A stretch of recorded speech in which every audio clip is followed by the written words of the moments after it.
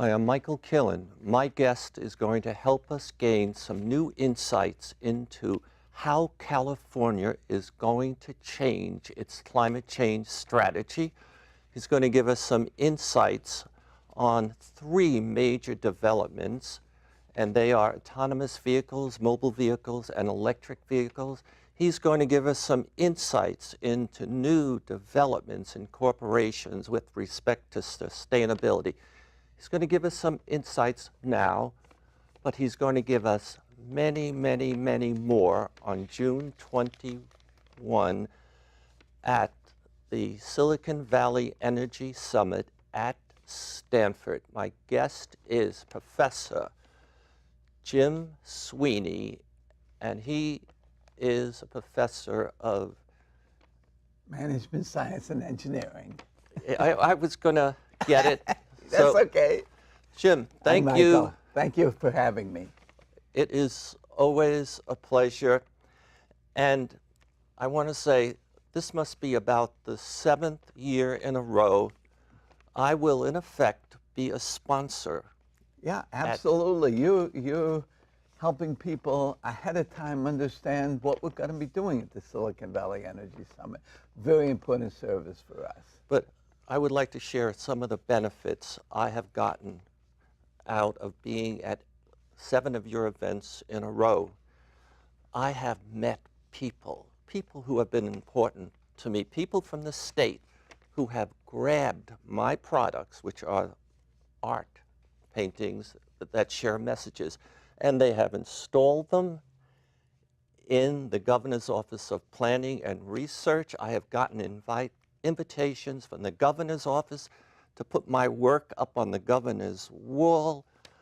I have met so many important people who are doing important things that it has been an extremely worthwhile investment for me to, in effect, have an exhibit at your event. I'm so glad, because I view, I think the Silicon Valley Energy Summit is a place where we're able to talk about what's really happening coming down the road, important for us in energy, so heavily substantive. But it's one of the best networking places around for people who are in industry, corporations, academia, government, who care about changing the energy system and its effect on the climate system. Yes. Now, we're all interested in the big political developments of our time, of this country. And I believe one of your keynote speakers is going to give us an impact of the changing political environment with respect to climate change. Did I get that correct? Yeah, sort of. Phil Sharp. Phil Sharp, for many years, was a congressman from, I believe, Indiana. But most recently, he's been president of Resources for the Future in Washington, D.C. Very deep thinker, broad knowledge about the policy issues associated with resources, energy, and the environment. He's going to be the opening keynote, and we'll talk about the Green New Deal, not the way it's being articulated now, because the way it's being articulated now, in my opinion, is a non-starter completely. Sure. But he will talk about how ideas, big ideas like that, morph in Congress, and how big things can happen even with a massive morphing. So he will give a lot of insights for how things may change and move us in a better direction on climate. I know you have to negotiate with a speaker, to get them to agree, etc. Would he address a topic like this? What is the impact of climate change, and how does it compare to the solutions that we have now? No. He's not going to touch that one. He's going to start assuming that we know that climate change is real, and it's important, and it's significant. What he's going to be talking about is the Green New Deal, which we have AOC and other people discussing. how that idea that actually can't happen the way it's described now. It's Sure. just almost impossible. Can morph into ideas that become possible that in Washington, D.C. So we'll get some understanding of the political processes and changing possible legislation and policy in D.C. Yeah, we'll get a reality.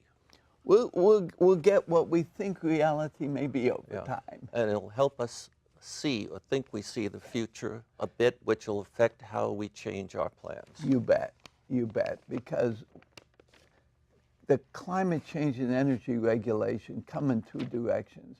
The most important things over time have bubbled up from the bottom, from the states, and you see it happening in California and other states.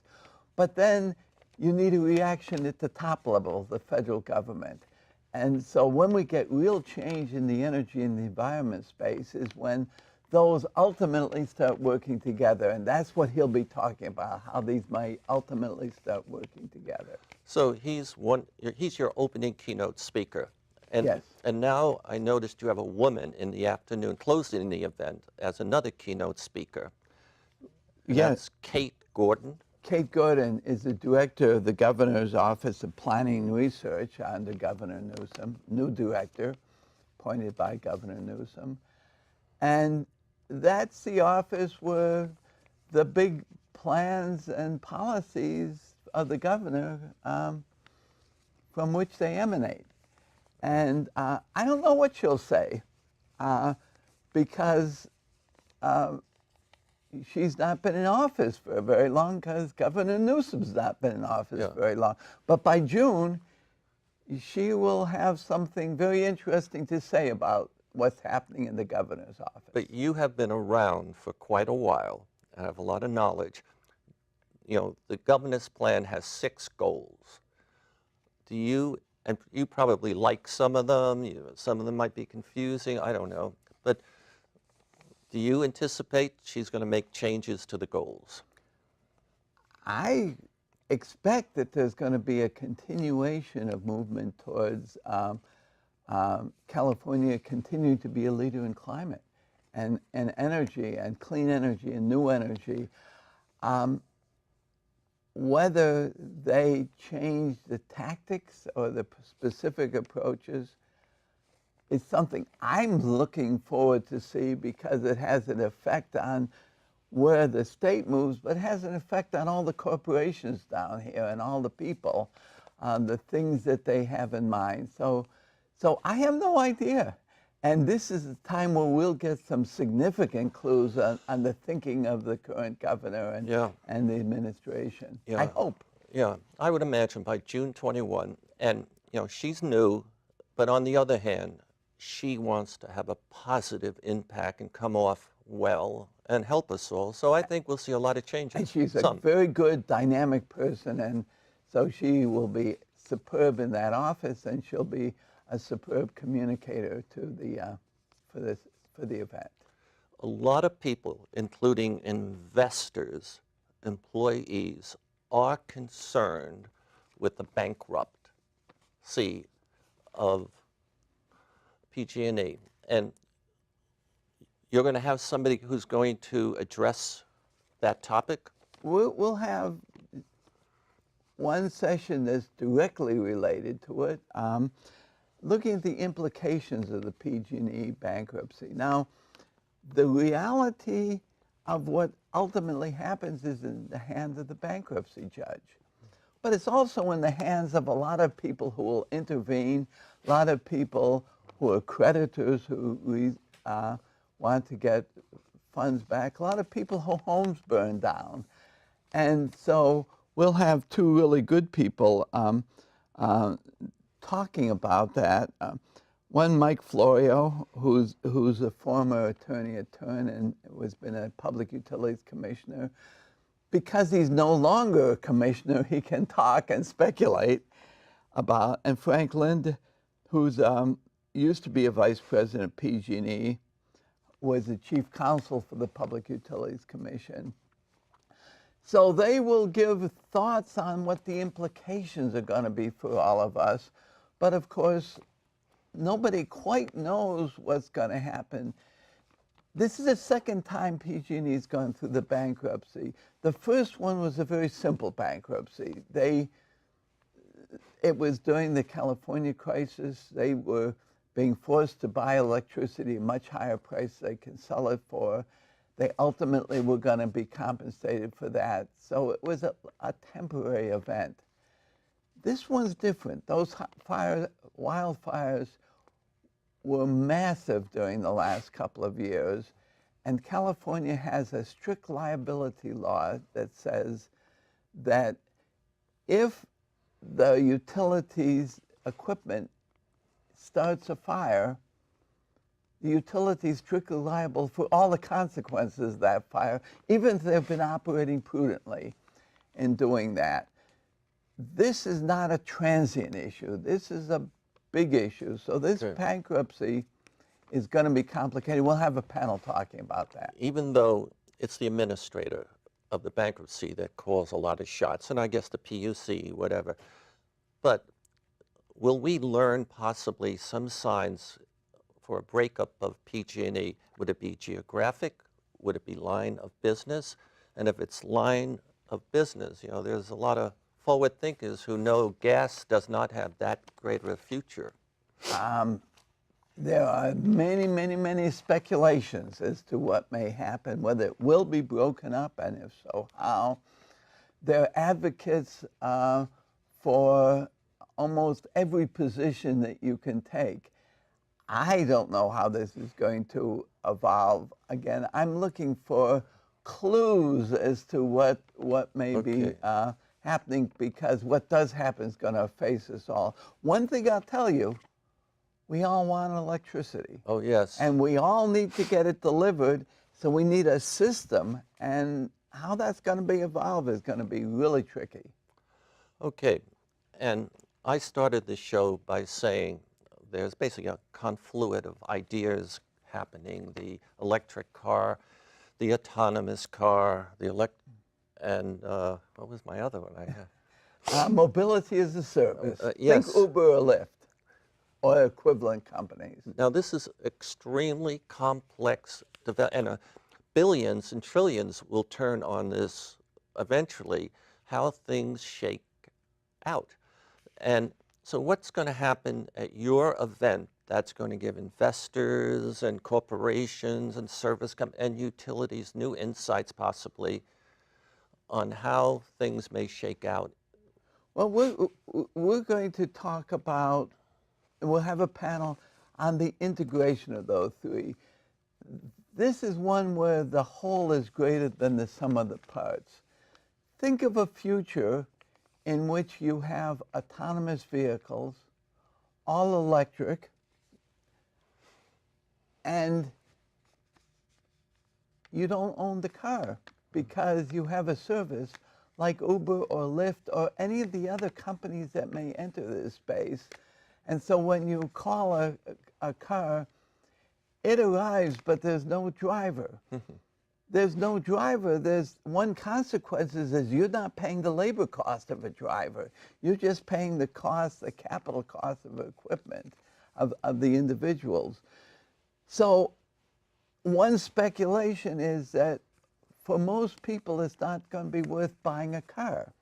Auto industry, and if that's the case, are going to be marketing to an entirely different group of customers, not individuals. They're going to be selling it to the Ubers and the Lyfts of this world and other equivalent companies that are providing these mobility as a service using autonomous vehicles that are all electrified.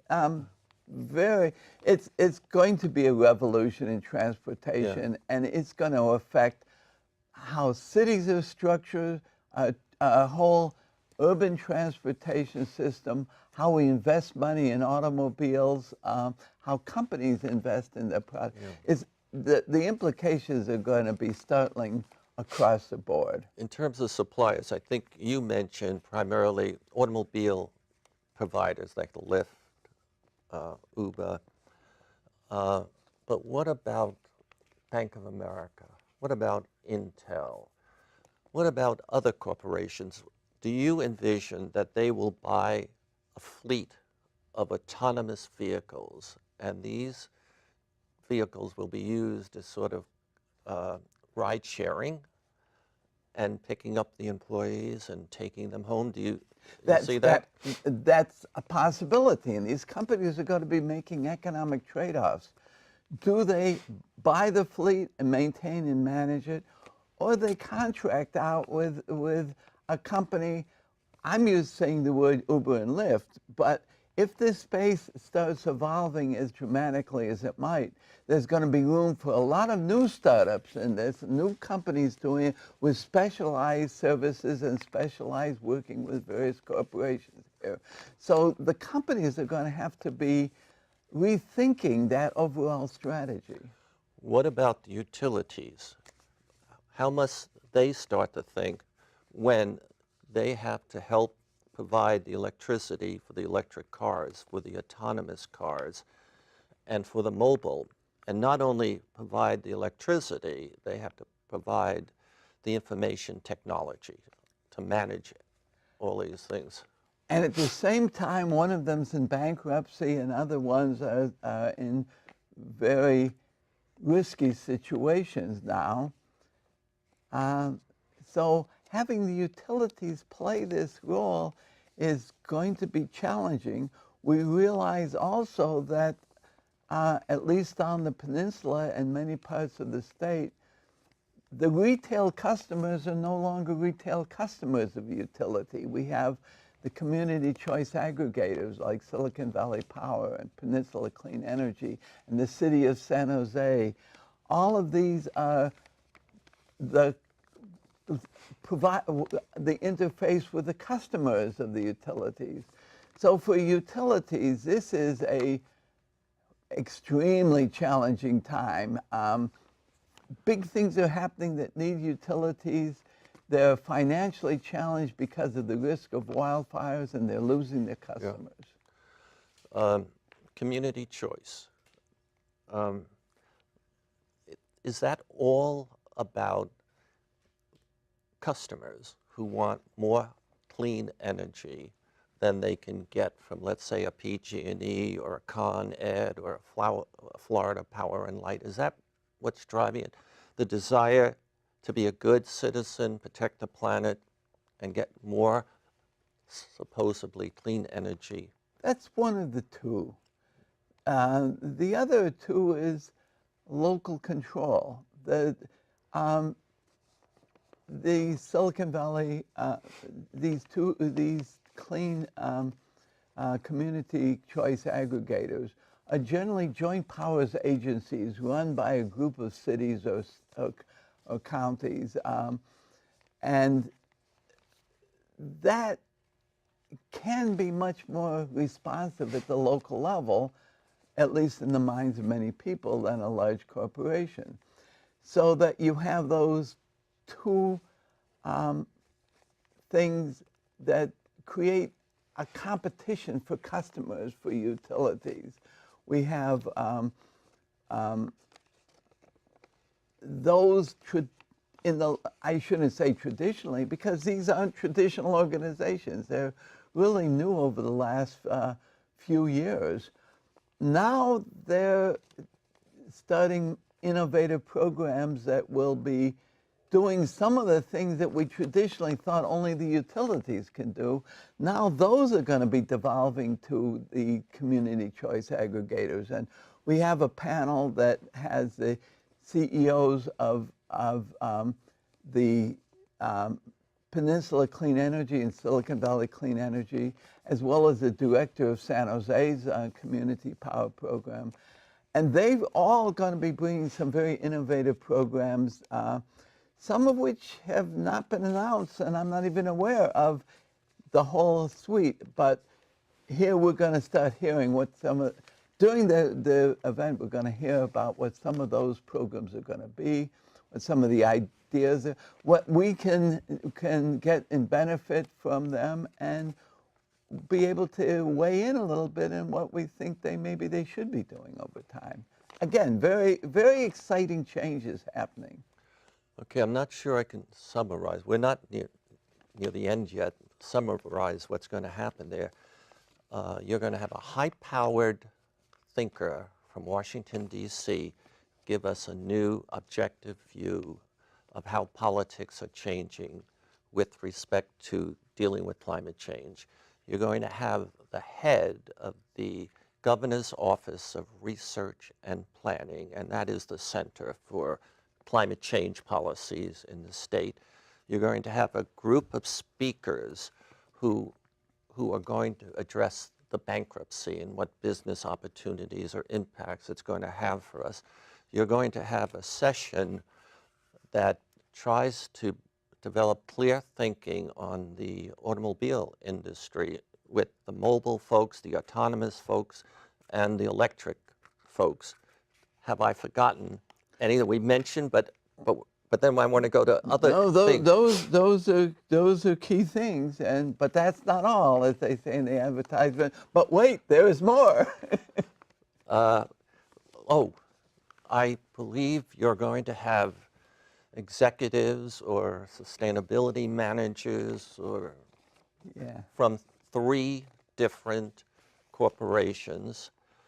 And I think, am I correct, your panel is going to, these are all more erudite folks who are looking at the future, and you're going to be quizzing them, or they're going to be speaking on how their corporations are going to change to be more sustainable? No? Actually, it's going to be what they've already been doing. There's been a number of the major corporations. You know you know the names of the ones we have in mind.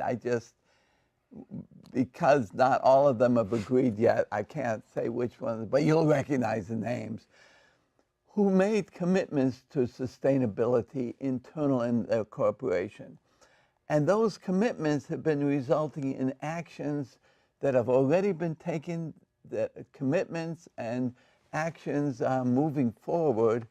And those involve changes in corporate culture. Those involve energy efficiency. Those involve commitments to clean energy, as well as water commitments in many cases. So we're going to have a panel of people from 3 corporations talking about what they're doing and how they did it and how they came to these decisions and what the future may be. And so this is at the heavy-duty corporate level here who are making changes towards sustainability right here in Silicon Valley. So it's pragmatic solutions and discussions that relate to things that we are involved with: transportation, buildings where we live, the source of energy, this gigantic thing called climate change, which is sweeping toward us. So it's quite a broad, meaningful event. It is, and I truly view this as the Silicon Valley Energy Summit. We're going to have some of the big, most important issues that will actually affect us all. And you stated it very correctly. It's not just what will happen to the utilities. It will be what will happen to everybody who uses electricity or has personal mobility for themselves. People who are playing major role in corporations who want to be part of what's really happening in the future. And it's going to be all wrapped in terms of the big policy changes that are happening from the governor's office in California and from the federal government. Your event, again, will be in the Arriaga Alumni Conference Center. Really? Yes. That's a beautiful facility. We take over the whole Arriaga Alumni Center at Stanford for the day. And how many people are you seated in? We will have to shut off registration at 400. Maybe 405 because of the fire laws. And so we anticipate at some time we'll have to pull the plug. If somebody wants more information, what's the URL? Do you have it? Yes, think of the abbreviation Silicon Valley Energy Summit, So it is sves.stanford.edu. Silicon Valley Energy Summit, sves.stanford.edu. We've got the preliminary program up down with a lot of names off there because there's some negotiations still going on with individuals, and that will evolve those names. The registration is open, and we see people are registering already. It's moving. Have we already discussed the most important segments of this event? Have we got them all? Oh, they're all important, but you didn't talk about the debate. Oh, tell me about the debate. Every year we have a in-your-face debate. We get two articulate people on each side of some topic, and that's totally in your face. And this is the benefits of high-speed rail. Will make it worthwhile to California to invest in high-speed rail. Wonderful. We know Dan Richards, who used to be the head of the authority, will be one of the speakers. We're working on the rest, but that will be a Oxford-style debate in your face. Well, high-speed rail is important. I'd be very interested, and that's good. I have a feeling from where you've addressed all the big but now I'm insulted. Not often does a guest insult me. You forgot that I am presenting. Michael, I sure didn't forget, but there's a principle. It's called save the best for last. Oh, you're so kind. Can we have the photo of the 15-foot-long, 6-foot painting that will be in the lobby during the event? And it is a painting of Stanford's $500 million investment in a new energy system. And I have a feeling my team is having trouble coming up with, oh, it's up. It's up. The painting is up, although I cannot see it. But this will greet everyone, and this is a painting that also brings attention to the district energy market. My guest has been Jim Sweeney. He is professor, and he's also the producer of the Silicon Valley Energy Summit, June 21. I hope to see you there. If you're there, come also say hello to me. I'd love to meet you. Jim. Michael, thank you. Always a pleasure to talk with you for these, and always a pleasure.